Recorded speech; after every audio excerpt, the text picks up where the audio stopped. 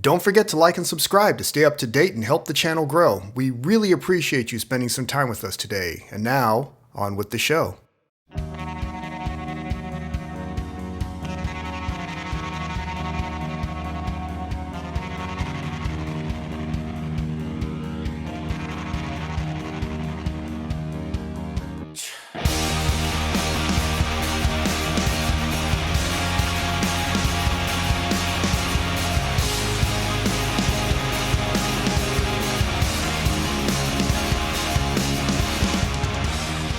You are listening to the Narrated, Not the Popular Opinion with the one and only Gray.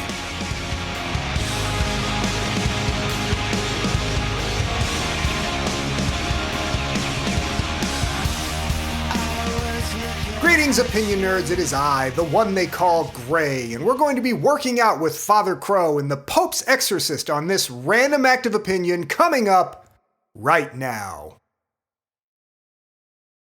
A Jedi once told me not to look to the future at the expense of the now, opinion nerds. Film franchises, whether a series of films that follow a single set of characters across multiple stories, or those that feature multiple groups of characters set within a unified narrative world, are nothing new, especially in the realm of horror movies. Stretching back to the days of the various Frankenstein, Wolfman, or Dracula entries, ramping up to mega-popular franchises like Friday the 13th or Nightmare on Elm Street, new entries into the franchise arena like the Annabelle and Pearl series appear almost any time a horror film makes a couple of dollars at the box office.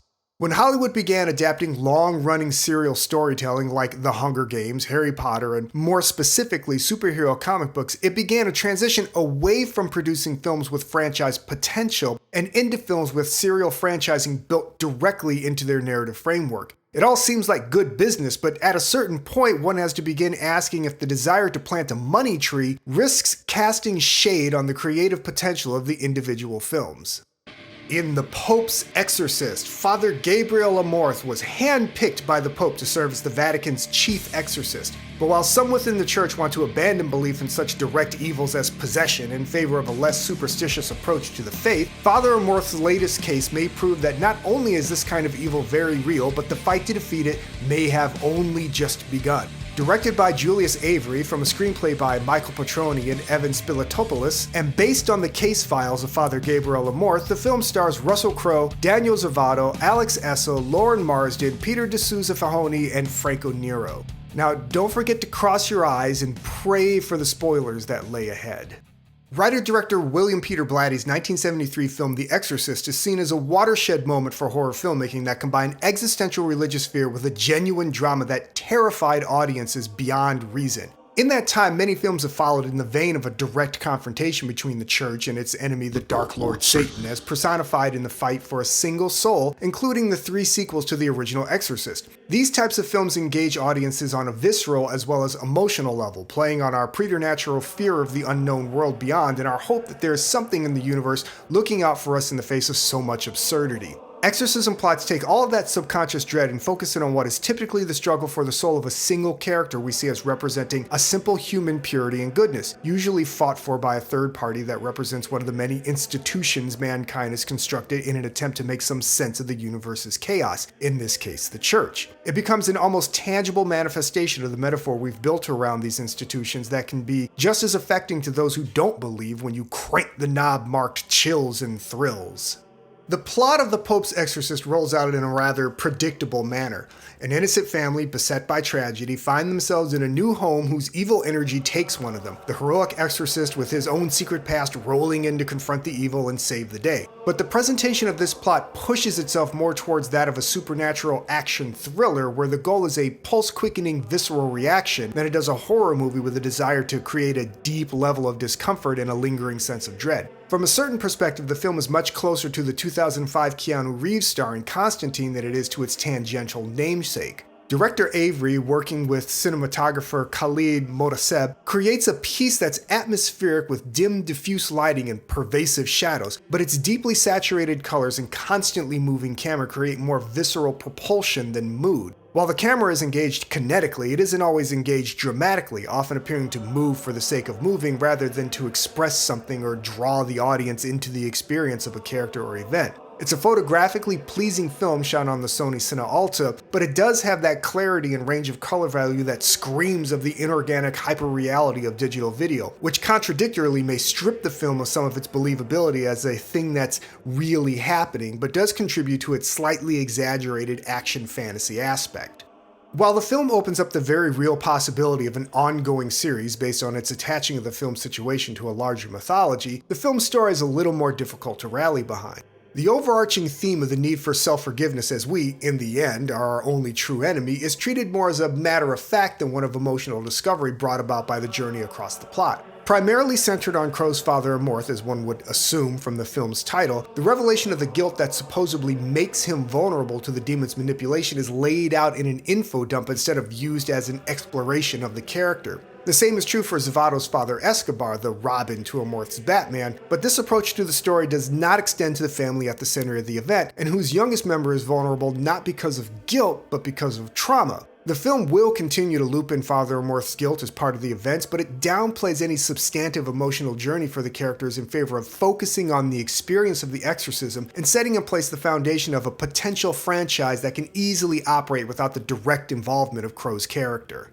It's fair to argue that the driving intent of the film isn't on the story side, but on the side of the film's supernatural action. At 113 minutes, the film feels aggressively edited to increase the pace for a more exciting ride. With a sense of humor being built into both the Amorth character and in the arsenal against Satan, who apparently doesn't like jokes, there's a relief valve for the film's pressure that, while not as aggressive as many modern blockbusters, might work too well given the material. There is attention paid to the organizational aspect of the exorcism business that doesn't quite rise to the level of a procedural, but nonetheless takes time away from the possession and the emotional battle between the family and the demon. It culminates in a finale that might be a little more flashy than feels appropriate for a horror film, but may not be enough for a big supernatural action experience. Given the production's reported $18 million budget, they got a lot of value for their dollar, and every bit of it ends up on screen.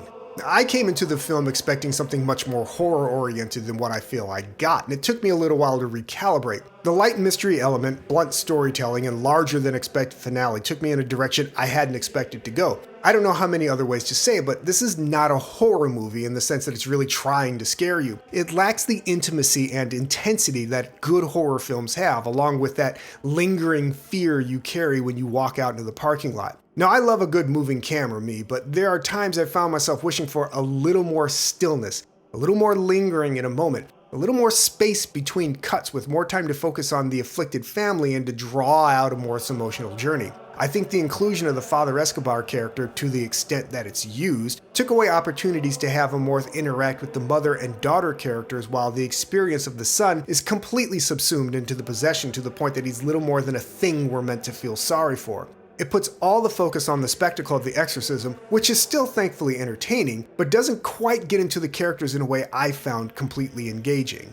While the focus on spectacle and obvious franchise baiting are not of themselves marks against the film, it didn't leave me feeling fulfilled. With its 59-year-old lead and R rating, the film is clearly trying to play to an older audience, but the experience still feels mitigated by a desire to be fun in a way that barely manages to be what I felt was a worthwhile trade-off for emotional intensity in a film that doesn't really step on the gas until the climax. Aside from the strange Catholic apologetics, where some of the worst transgressions of the church since the 15th century were blamed on the demonic possession of a priest, I think what really stuck a pin in the balloon for me was the chippy, looks like we're gonna need a team ending in the Exorcist's secret library bunker in the Vatican that literally ends with a handshake between Amorth and Escobar like they're the Catholic Church's Adam West and Burt Ward. Gabriel Amorth was a real person who did real things, but even mentioning this seems to be an afterthought to making sure the audience knows that if this film is successful, you can expect more from the Catholic Avengers in the future. I found the obviousness distracting from the experience of the film, and the end,